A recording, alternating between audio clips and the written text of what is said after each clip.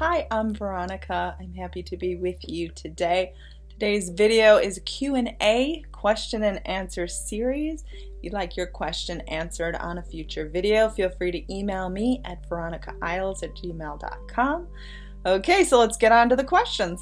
So the first question is, how do you manifest something that's time sensitive in nature? So this person was saying that if you're trying to manifest a specific person or an ex, there really isn't a time limit on it. But when you're trying to manifest, for example, if you need a certain amount of money for a bill by a certain deadline, or it could even be health related or any sort of problem that needs to be solved by a certain point. So how do you do this? How do you make something happen within a time limit when you've got sort of the pressure of time happening, but you sort of don't want to be pressured by time? So this is a great question. And yes, things can happen magically, miraculously. They can fix by a certain time. I have a great example from my own life. A little over 10 years ago, I actually was in a really bad situation. My house was going to be foreclosed upon.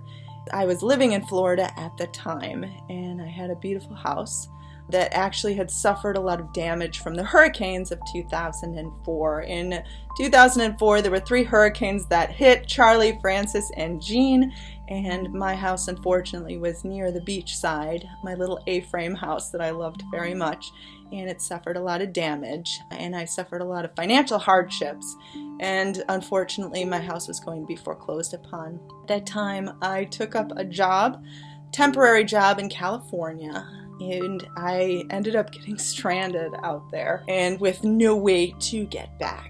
And my cats were still living in the house in Florida. They were being sort of taken care of by a pet sitter who I was paying. And when my job ran out in California, I was pretty much stuck. I was really stuck. Now, this situation lasted about 3-4 months, and every single day I lived in fear. I lived in worry. I didn't know anything about thoughts creating things at this time. Knew nothing about it. Knew absolutely that it had no relation in my life whatsoever. The job I had been working in California was a petitioning job, and the group of people that I was with brought me to Las Vegas. There was supposed to be work there petitioning. There didn't end up being any work there. So again, I sort of got stranded. Did not have any money, did not know what to do. I ended up getting a job as a waitress, temporarily, quickly, at the Outback Steakhouse. I think it was across from Caesar's Palace, maybe. I just know it was the busiest Outback Steakhouse in the country.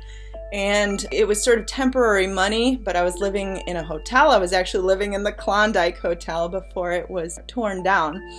And I was sort of living day to day, had no idea how I was going to save my house in Florida. I was obviously in default with my mortgage.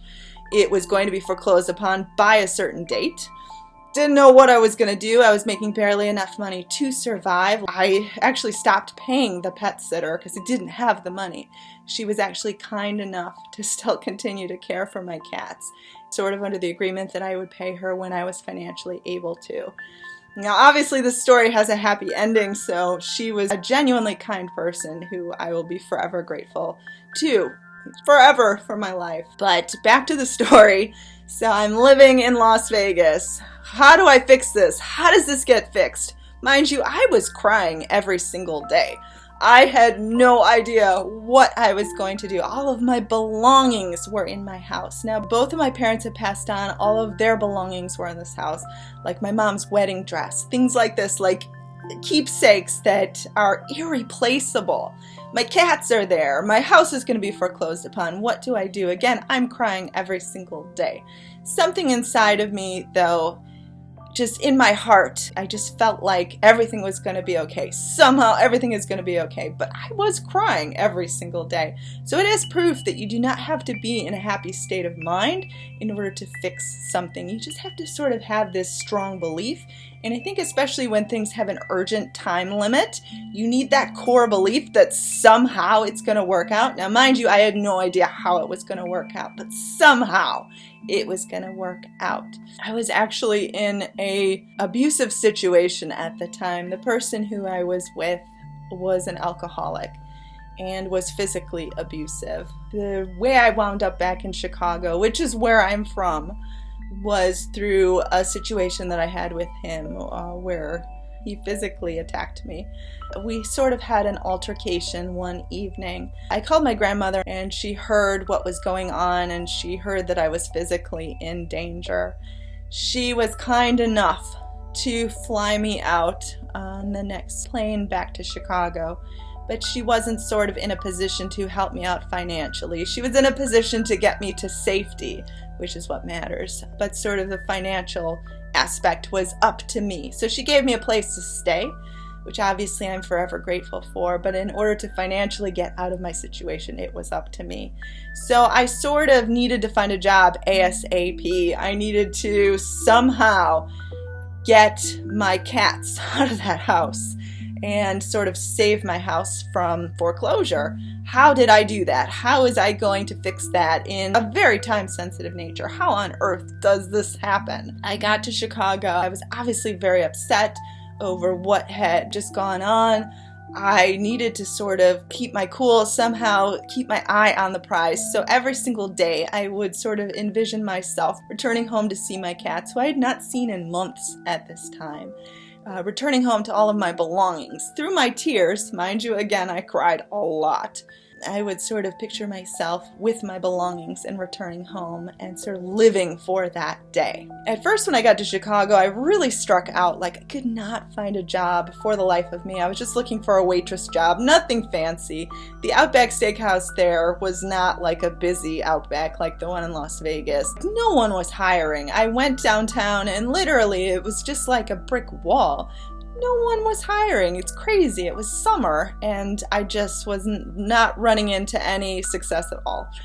So my uncle, my wonderful uncle, happened to have gone to high school with someone who owned a restaurant nearby. So he contacted this person, who I don't know if he had spoken to this person in a while, but they obviously remembered him from high school, and somehow set me up. And even though they weren't hiring, they somehow took me on, and I actually started the next day. Now, for all of you who know about waitressing, or maybe you've waitressed before in the past, the beautiful thing about waitressing is that you get to make cash daily. So if you need money in a pinch, you can make it, provided you have the opportunity. So I got this job at this beer garden, and I had to train the first few days. Obviously, you follow around someone else. So I didn't really make any money first 3 days. But after that, I was able to start making money. Now, I was smart.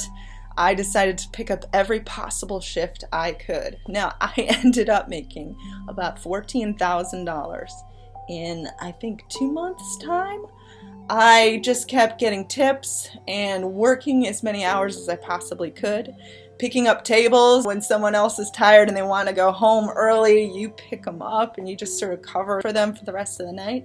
And again, I ended up making $14,000 in less than 2 months. And I was able to finally pay the pet sitter who had been so kindly been taking care of my cats. I ended up filing bankruptcy. I think it was a Chapter 13, which in the state of Florida meant that they were not able to sell my house at public auction.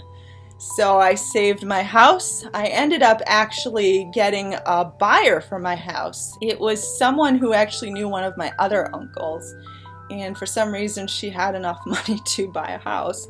Not even really sure where she came from, but she bought it through a short sale because obviously it was no longer worth what I had originally purchased it for because of the damage from the hurricanes. But she was able to purchase it from me, so I didn't have a foreclosure on my record.